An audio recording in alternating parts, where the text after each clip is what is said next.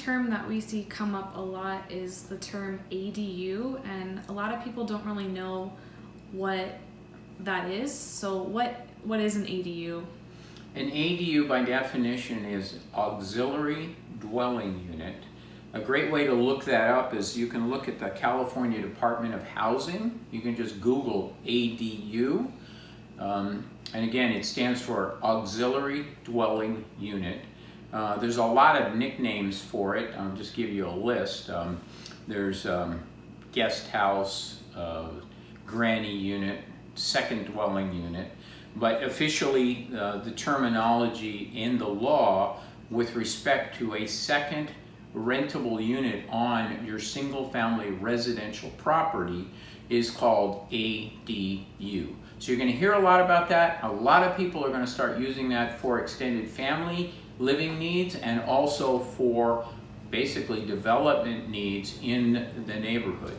So one of the things to consider is that you're now able to modify an existing, let's say, 2-3 car garage, particularly if it's freestanding.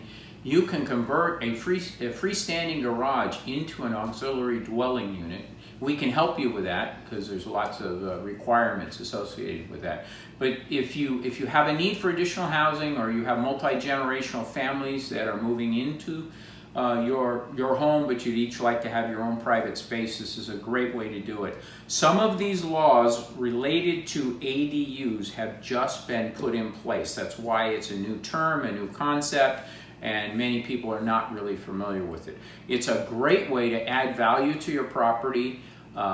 If you have a senior living alone, or a couple that would like to live in a smaller space, they are limited up to 1,200 square feet, but the interesting thing is you can effectively have living space that maybe is approaching 2,000 if the lot coverage will allow it. So there's a lot, in Southern California particularly, it works really well to do a 1,200 square foot home, which is very inexpensive to maintain, high energy efficiency, and then you can do large patios, maybe even a covered garage or a covered carport that could be upgraded to additional space. So there's lots of ways that we can help you maximize that usable space and still fit in this ADU criteria with the state.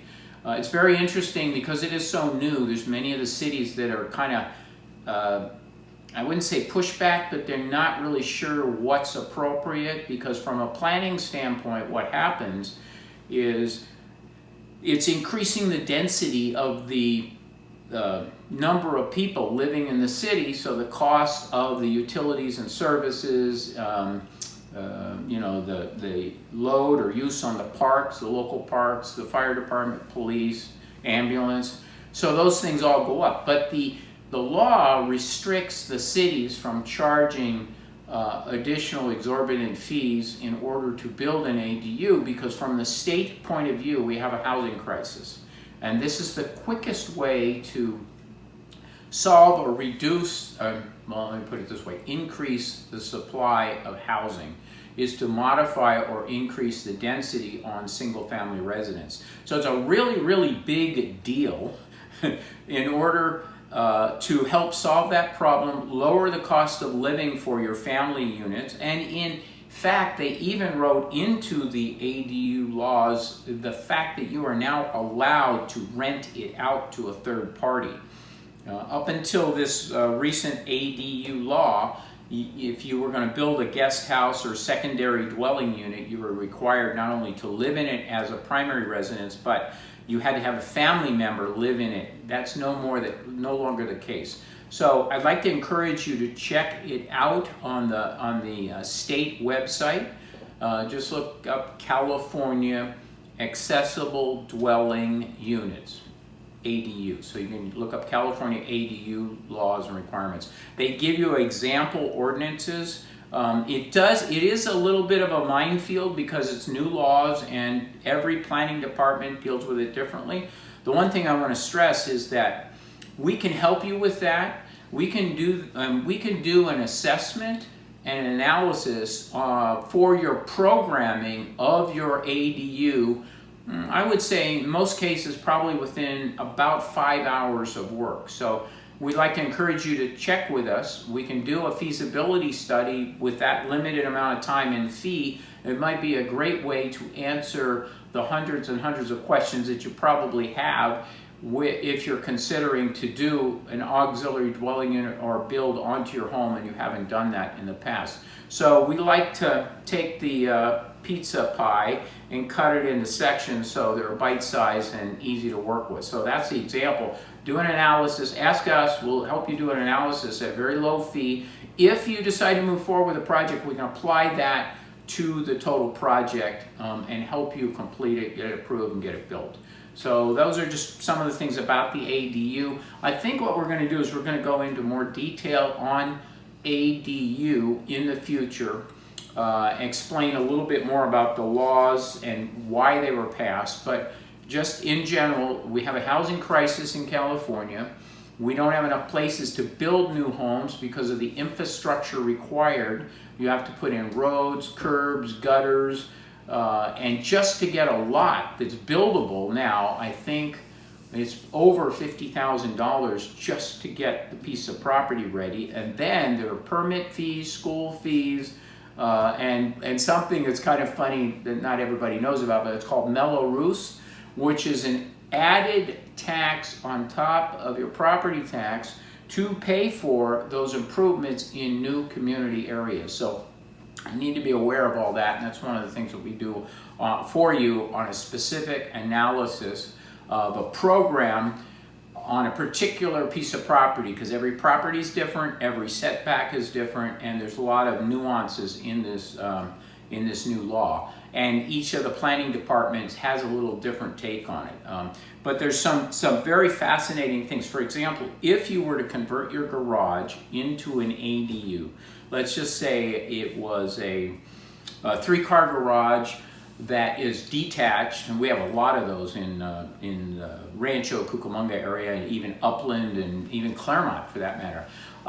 You can take that, turn that into an auxiliary dwelling unit, and you're not required to build another garage. Most people don't realize that. So you've got a piece of property that actually has a roof and 4 walls on it, maybe 600, 650 square feet. We can add to it, make it a little, increase the size. But all of a sudden, you take a structure that probably has your junk in it, or at least ours did, and you can modify that so it becomes an income-producing piece of your property. In effect right now, with the interest rate so low, you may be able to reduce your mortgage rate just by adding an ADU into an existing portion of your home, probably by half or maybe 3/4. See us about that for specifics. We can go over it. We can compare the cost of construction versus the retail value in your area.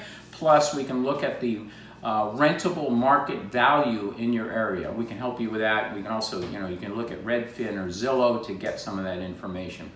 I have an example behind me here. Let me pull this forward a little bit. Of a large home, a new home that the property owners requested that we include in the home a layout for an ADU. They have their parents will be living with them, but they wanted them to be in a separate area so they had their own privacy. There's a lot of benefits to that. Oh, with the new law, I also ought to mention the ADU law. You're now allowed to have a separate entrance. You do not have to be connected to the main house. That used to be one of the things planning department always required if you're going to add to the main house. But as an ADU, you can have a separate entrance. It does not have to be connected to the main house. So in this case, this area I've highlighted, it shows the auxiliary dwelling unit. The one thing I want to mention is that you're limited to 1,200 square feet under this law, but like I said, you are able to have your own separate entrance. In this case, we actually have an entrance that's connected so that they can get to the main house. This is a very large home, but they have their own ADU on the main level. They have access to the pool. They have all the benefits of the primary homeowner, but they also have their own private space. We'll be providing some upgraded insulation in here, so there's sound, pretty good sound resistance between the two. And we also added a pocket So this is actually going to probably be a double door here, so it's like a sound barrier between the two spaces. So that can be done in a brand new home. It can be you can modify an existing home. You can develop an ADU. If you have a 2-story house, you don't like going up and down the stairs anymore, you can split it horizontally. We can help you modify the stairs so that you can have a new separate entrance on the second floor. It does not have to connect to where your stairs are on your existing first floor. Take that space out for the stairs on the first floor, use it for something else, and have 2 units instead of 1. You live on the bottom one and you rent the second floor out.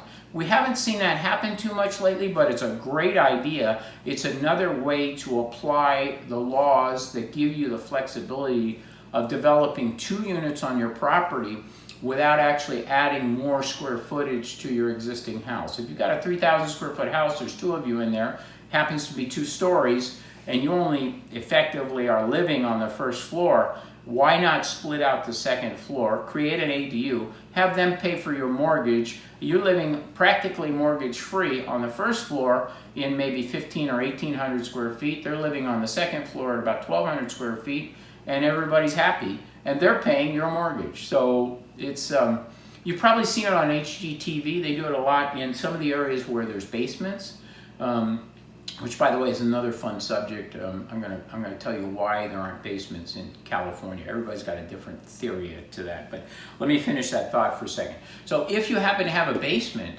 and that's an underutilized space, that space can be upgraded into an ADU. We can help show you how that can be done. I'm sure you've probably seen some of that on HGTV.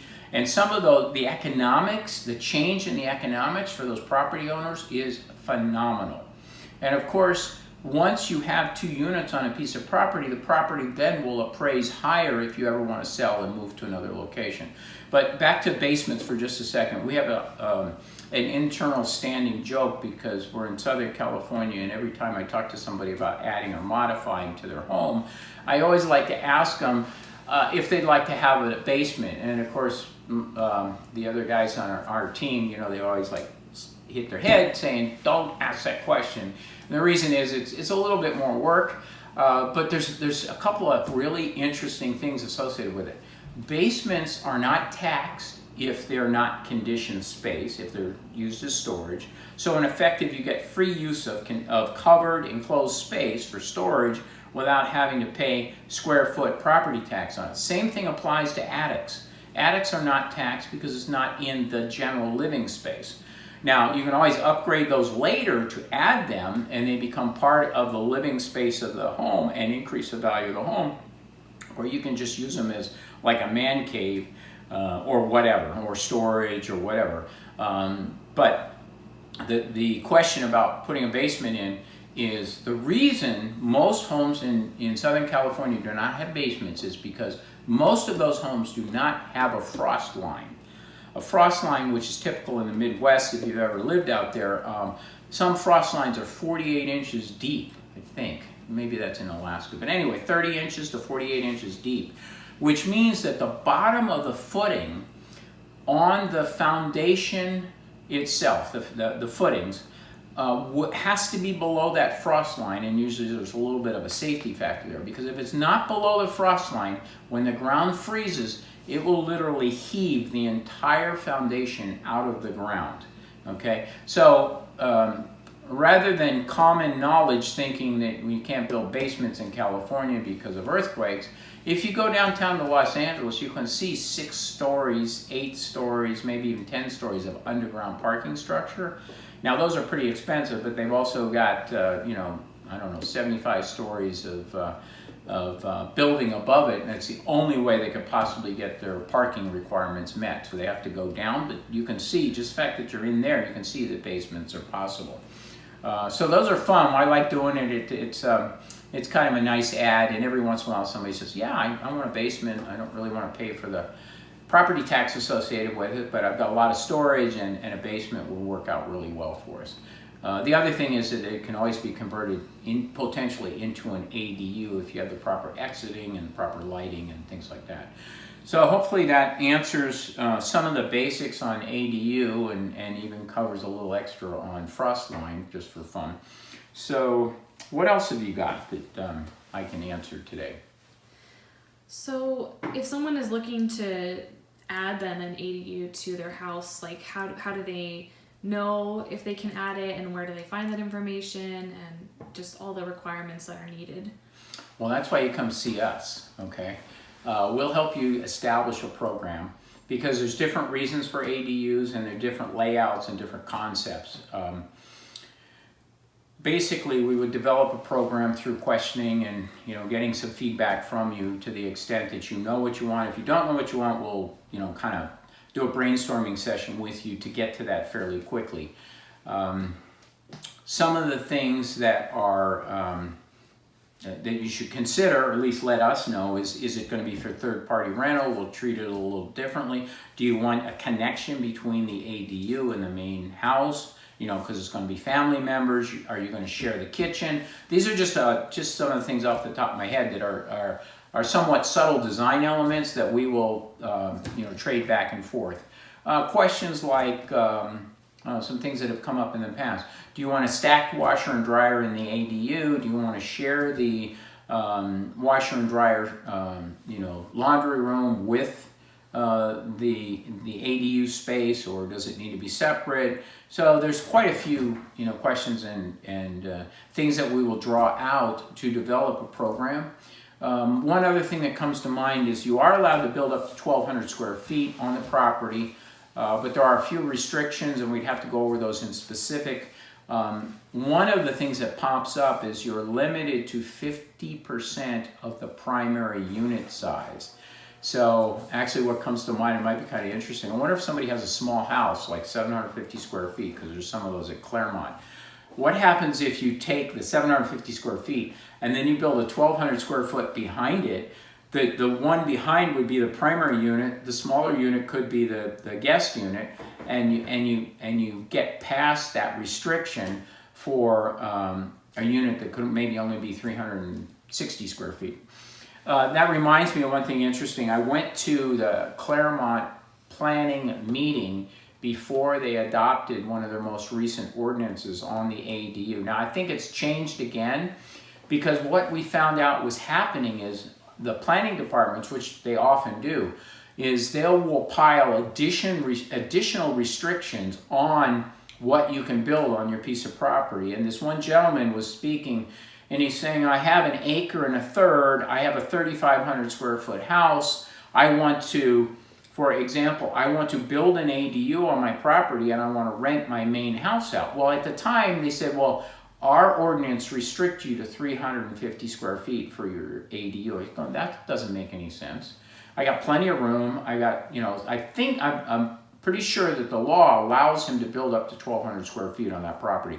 One, the property size is large enough. Number two, they can't over-restrict based on the state requirements or code of ADU. That's why it's so important to understand what those ADU requirements are. We bump up against this all the time, and every city right now is a little different, and they're kind of working their way through restrictions, so we have to kind of politely share with them what our understanding is, and you're probably going to need someone who's in the business that knows the language when they talk to you, because we find quite often, for whatever reason, if you're not in the business, it's almost like trying to read, a pharmacist trying to read a doctor's prescription, right? The pharmacist can read it, nobody else can because it's scribbled. Well, in this case, if you talk to a planning department, no criticism of them. They're trying to apply the ordinances the way they've been adopted by city council or the county,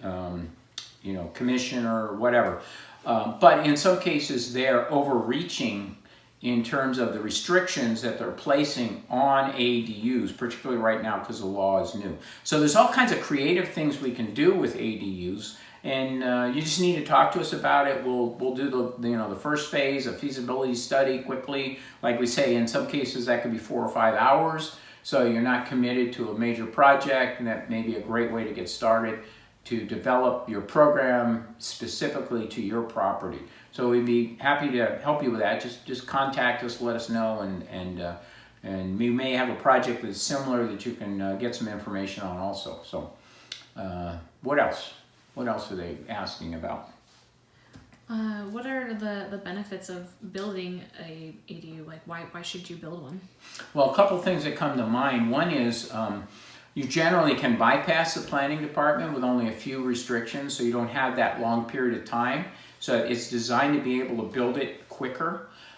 It's designed to be able to be built as long as you build it similar in architectural style to the existing house. We need to match the finishes and the colors and some restrictions. It's a smaller, easier build. It's limited typically to 1 story, 16 feet. Generally speaking, 16 feet would be the height. Although, I'd have to look and see. I believe you're also allowed to add a 2nd story on some of the tighter properties. If I recall correctly, the minimum lot size, the minimum lot size for an ADU is generally around 5,000 square feet. I'll need to double check that because that may have changed, but that at one point that was it. That's a pretty small lot. Most lots in rural areas, around where we are, anywhere from Riverside to say maybe Covina, Pasadena, most of those lots are larger than 5,000 square feet. Some are not, so we'd have to look at it specifically. That's easy to get. We can, with your APN number, which is your assessor's parcel number that you can get from the county, it will give you the property dimensions and we can calculate the square footage of your lot very quickly. That's something we do in an initial assessment. So those are, just some of the basics. What else can I help you with on that? Or what other questions are there? Are ADUs generally pretty expensive, or does it really just come down to the materials and things you put into the project? Well, that's an interesting question. Cost is somewhat relative to value, of course. We like to compare the cost of an ADU to the cost of a couple going into a retirement senior center. Just a normal fee for a nice facility these days is anywhere from $5,000 to $7,000 a month.